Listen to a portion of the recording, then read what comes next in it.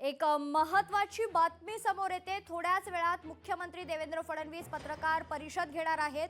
भाजपाला मिळालेल्या यशानंतर आता मुख्यमंत्री देवेंद्र फडणवीसांची ही पत्रकार परिषद महत्त्वाची असेल। यावेळी मुख्यमंत्री देवेंद्र फडणवीस काय बोलणार याकडे खरं तर सर्वांचं लक्ष आहे। निवडणुका जाहीर झाल्यापासून ते आज निकाल येईपर्यंत मुख्यमंत्री देवेंद्र फडणवीसांनी संपूर्ण राज्यात अनेक सभा घेतल्या, कार्यकर्त्यांशी पदाधिकाऱ्यांशी संवाद साधला।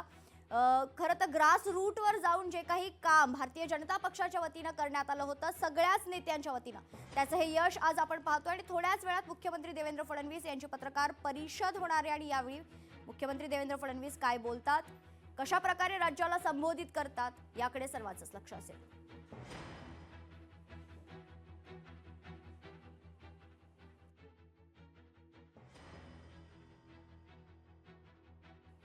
तर थोड्याच वेळात मुख्यमंत्री देवेंद्र फडणवीस पत्रकार परिषद घेणार आहेत। खरं तर राज्यात देवाभाऊच धुरंधर ठरल्याचं चित्र आहे।